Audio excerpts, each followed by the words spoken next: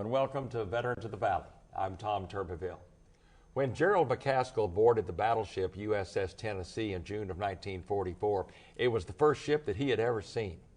He would see plenty of it over the next 15 months, including combat action throughout World War II's Pacific Theater. The Tennessee had already seen plenty of warfare, including on 7 December 1941, docked at Pearl Harbor alongside the ill-fated West Virginia and Arizona on that day that will live in infamy. Over his time on the Tennessee, its travels took it to Saipan, Guam, Tinian, Guadalcanal, Palau, the Philippines, back to Pearl Harbor, Saipan, and within a mile of the beaches of Iwo Jima for that Marine invasion to Mount Suribachi. On to Okinawa and eventually to Japan. The Tennessee was badly damaged at least twice after the attack on Pearl Harbor, an attack at Tinian, later a suicide attack to the quarterdeck. Gerald McCaskill has a story to tell, and we are proud to welcome him to Veterans of the Valley. Gerald, it is an honor to have you here on Veterans of the Valley, and again, thank you for your service. I want to move you right out of high school. You went to Centerville High School, and it was either stay and do farming with your dad, get a job, or do what the inevitable was, and that was go into the service. You knew you were going to get drafted, so you joined the Navy. Talk about that, and you had a very quick training before you went on to the Pacific. Yeah, I did. I had just a menial job after I got out of high school with a geophysical crew, and knew that eventually I would be drafted. And at that time, you could make a choice as to what branch of the service you wanted to be in, and I kind of thought maybe the Navy might be okay because, you know, it was dry and not much mud on the ship and so forth. But anyway, I went in March 14, I believe, of 1944, and was sent to San Diego, California, for my training. And normally you have about 3 months of boot camp. Well, we had 6 weeks. Right. I never knew why, except we had, after our boot camp, we had 1 week of work detail, which was entailed stenciling clothes for the new recruits. And of course, we, having been in 6 weeks, we thought we were pretty big fellas because we did a lot of shouting at them and so forth. But anyway, after that, we boarded a troop transport and went to Hawaii. And we were aboard, I don't remember the name of the old troop transport, but once we got to Hawaii, they mustered us around on the island, and we were there about 3 or 4 days before they made assignments. And there was quite a few sailors in the group, and most of them were all brand new recruits. So they divided them up among the ships that needed help, and it so happened that I got the Tennessee, which as it turned out, I was happy that I did. But what was your job? Well, during battle, I was in damage control, which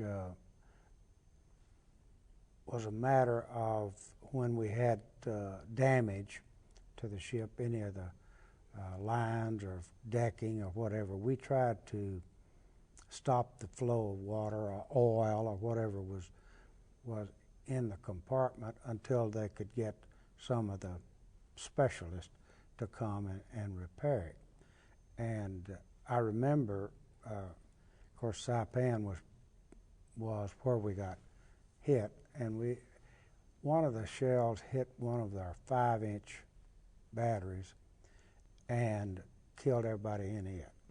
And then another one hit just above the waterline, and one hit on the quarterdeck above our compartment where our battle station was. And it just so happened that it hit the spud locker. Where the potatoes where were they kept. stored the potatoes. And I also broke a salt water line, and our compartment was filling up pretty fast with potatoes and water. So we got the water stopped, and then, of course, then our duty was pretty much over as far as that was concerned, and nobody in our compartment was hurt or injured anyway in that campaign, but I think we lost 7 died and about 25 or 6 injured. So the ones that died were the ones that were around that 5-inch? In that 5-inch mount. In that 5-inch mount. A gun, yeah. Right. And, right. excuse me, I'm not sure how many people, what the complement was a 5-inch, but anyway, they were killed instantly, and the mount was on fire. And about how many sailors were on the Tennessee at this time? we had about almost 2,000. Wow. That's officers, men, and cooks. And So it's like a small town. That's what yes, it it is. was, Yeah. and we had barber shop, and of course, and which they didn't have to be specialists to be barbers in the Navy, but we had a commissary where you could requisition clothes or supplies or whatever, and get. Sometimes they'd have candy, and we had a ice cream maker that you could get a little ice cream occasionally, but most generally you just took the chow that they gave you. And when I first went aboard, and before they assigned me to a division or a group, I was just hanging loose, and I had to sleep in my hammock in the mess hall,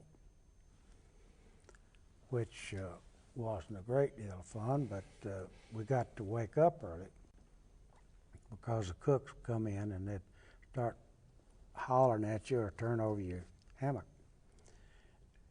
And after that, I got assigned to the R Division, which was one of the biggest groups of men on the ship. And like I say, they had ship fitters and pipe fitters and carpenters and metal workers, and we even had the band was in our division. Wow.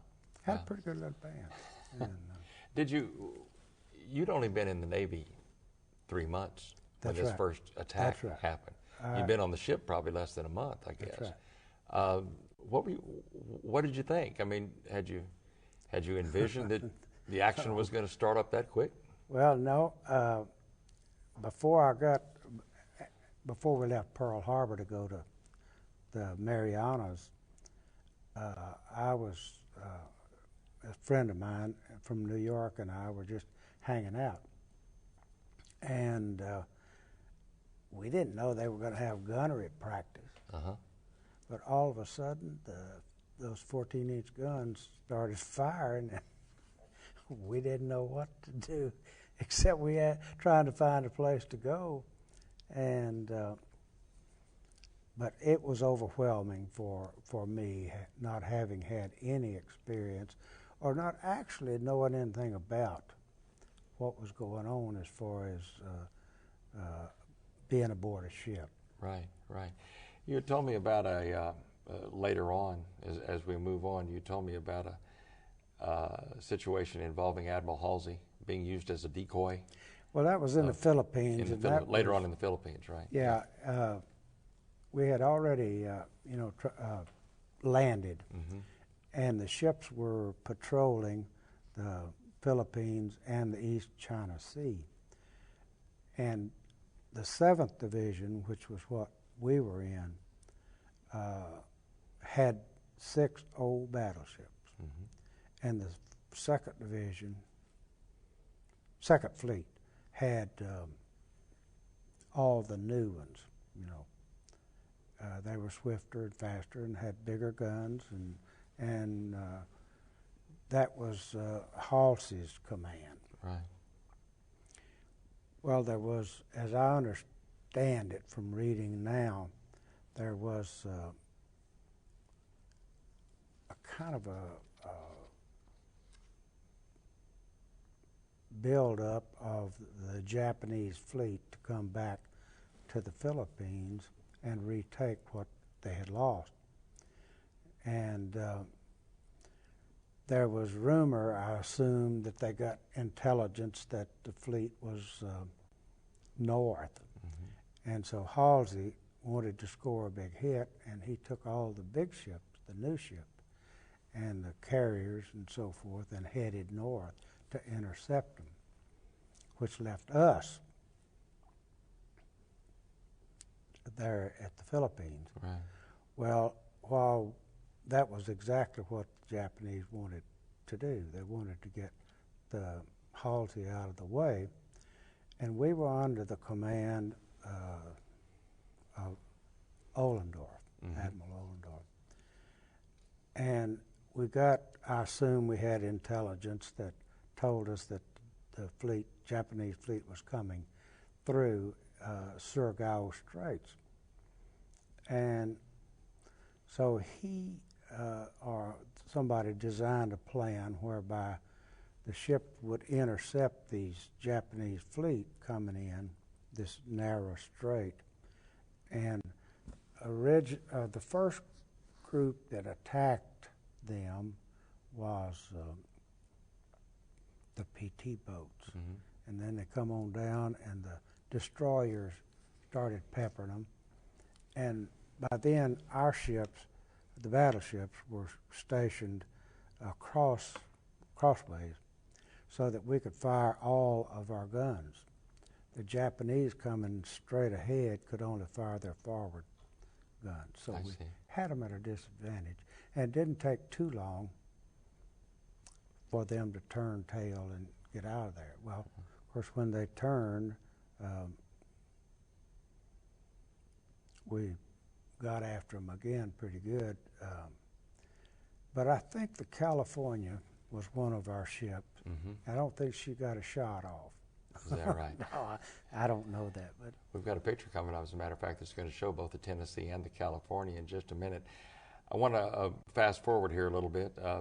The battleship Tennessee had to go back to Seattle for its major repairs after the attack, and you got to go home for what you hoped had been 30 days, but it turned out not to be 30 days. You were called back earlier, but you were able to make your way back to Centerville, right? Well, we did. We moved into, or we came to Bremerton, Washington, which is across the bay from Seattle, and they gave 2 leaves. We were there to be there 60 days, and they issued orders for 2 leave groups, and of course, not having had much time in the Navy, mm-hmm. I was able to secure one of the last leaves.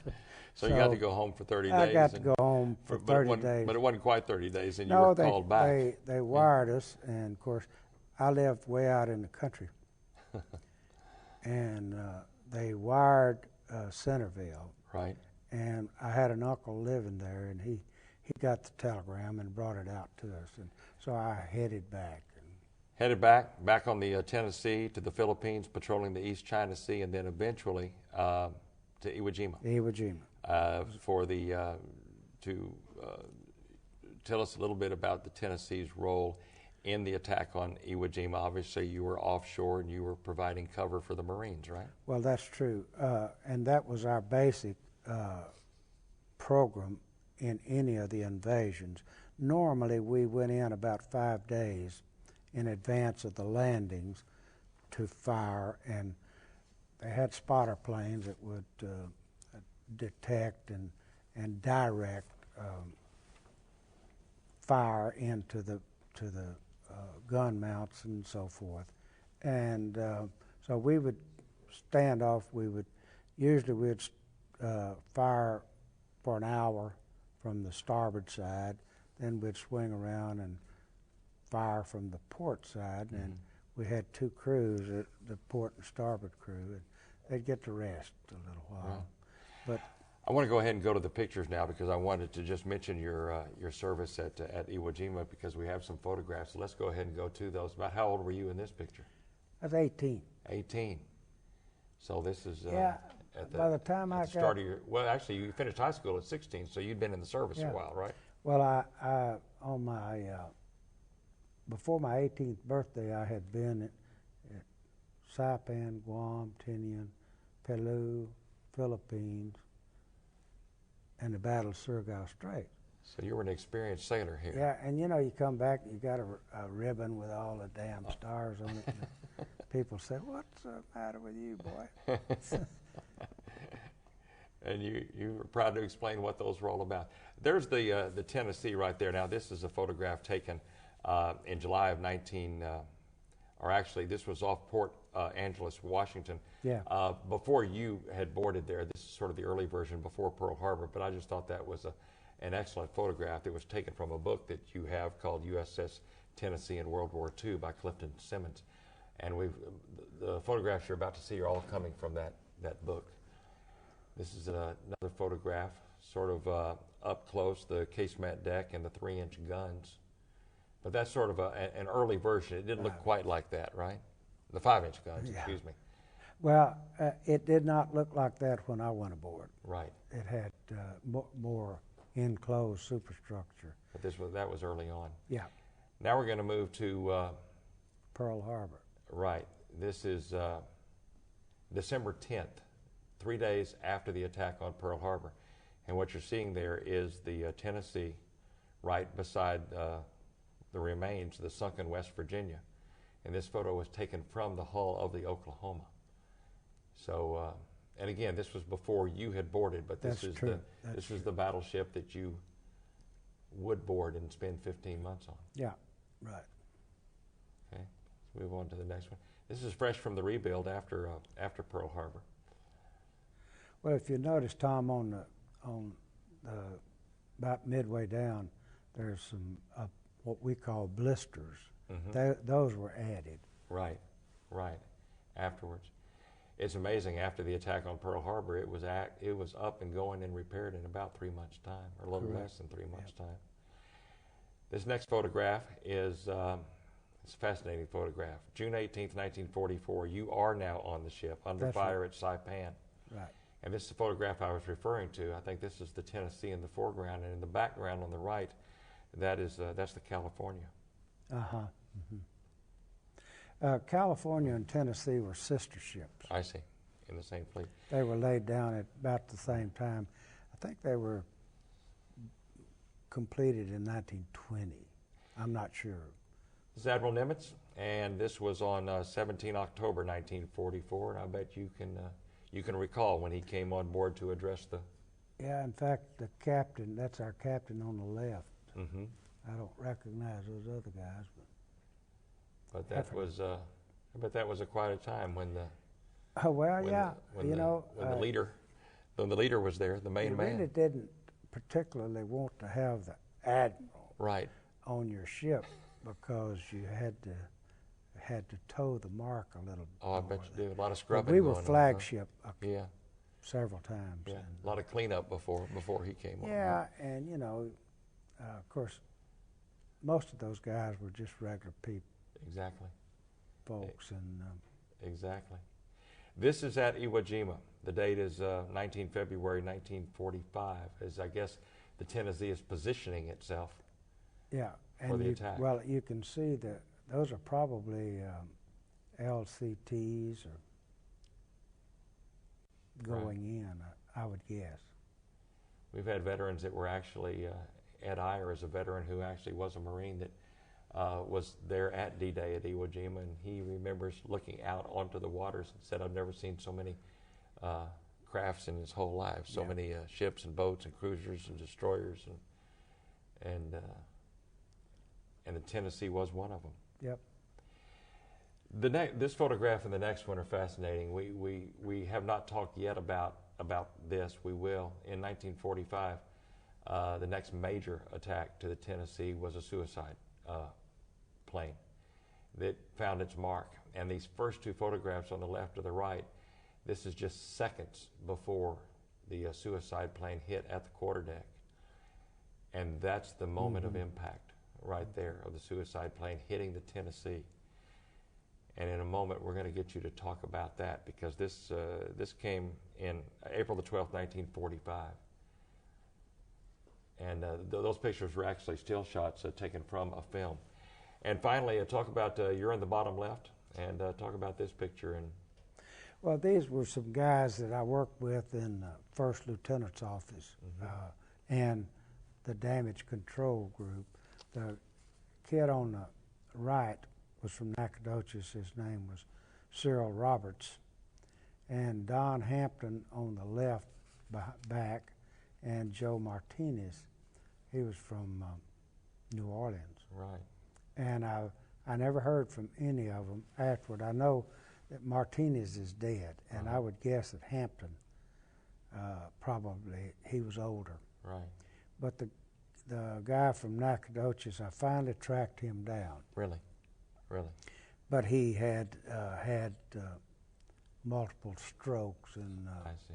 I talked to his wife and wrote him a letter and sent him this picture. And she said, well, he smiled. That's wonderful. That's wonderful. That's great. Matter of fact, you just returned from a reunion in South Dakota that I know that you were very excited about. You have a reunion every year, and folks get together.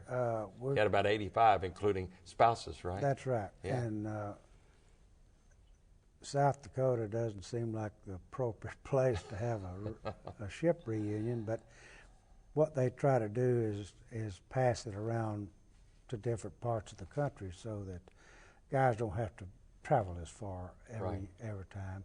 Right. Next year it's in Knoxville, Tennessee. I see. And we saw the photographs, and I want you to talk about April the 12th, 1945, which also coincidentally happened to be the day that FDR died. That's correct. Talk about. Sad day. We just have about 5 minutes left, but I want you to talk about that attack and how you all survived it, because not everybody did. Well, no, the planes, of course, came in as from off the starboard bow, the one that hit us, and I think we shot down 4 or 5 before they got that close. But this one made it in, and he hit the yard arm off the bridge, and then tumbled down and hit several of the open gun mounts, and killed 26, I think, that day, and injured maybe 100, 120 people. But had a bomb, and it hit on the quarterdeck just above our compartment. So we had another, didn't have any potatoes, but we had a lot of damage. We had, as I remember, we had some oil lines, and we also had the water lines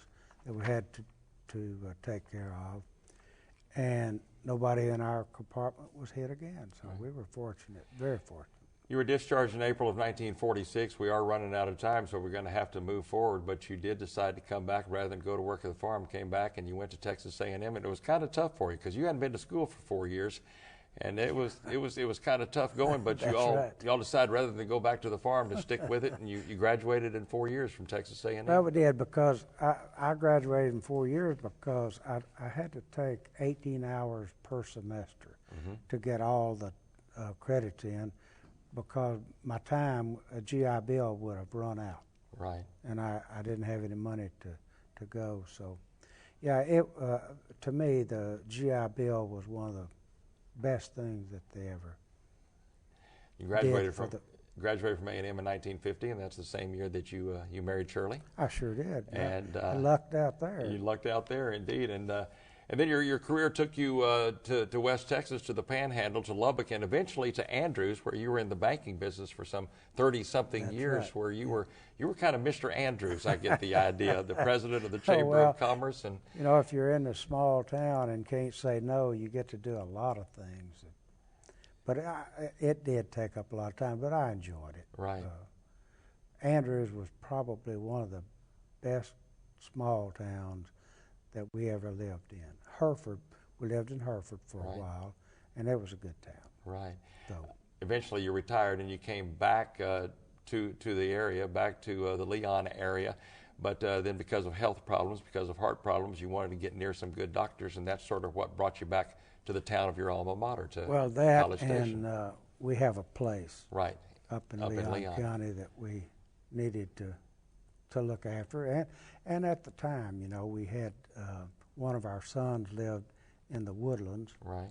One lived in Georgetown, and the daughter lived in Denver, and of course that was out of the picture. So this was near, and so we felt comfortable here. And we've never lived in a place we didn't like. We've Indeed. always enjoyed everywhere we've ever lived, and College Station is a fine town. Indeed it is, and we're glad to have you. You and Shirley have 7 grandkids and 1 great-grandchild. One great. And yep. I know that you're proud of them, and they're all proud of you. Yep. Indeed. We're just about out of time, but I want to thank you very, very much for your service. The time goes very, very quickly, but I want to thank you for your service and in your retirement in College Station. I know you and Shirley are enjoying it. Thank you. We are. We've done a lot of traveling. Indeed. And you plan to continue to do traveling, I hope. Yeah, as long as we can stay vertical. We're going to That's the idea. hang Right. in there. Thank you, Gerald. Thank you for your Thank you service, very and thank much. you for being Appreciate with us. it. The stick-with-it attitude that Gerald McCaskill used to get through Texas A&M was certainly acquired by his brave service aboard the USS Tennessee from June of '44 to September of '45. BB-43, the Tennessee, was certainly a proud ship that served from Pearl Harbor and beyond, and Gerald McCaskill was later one of its proud sailors. We salute Gerald McCaskill for his World War II service. Please join us next time on Veterans of the Valley.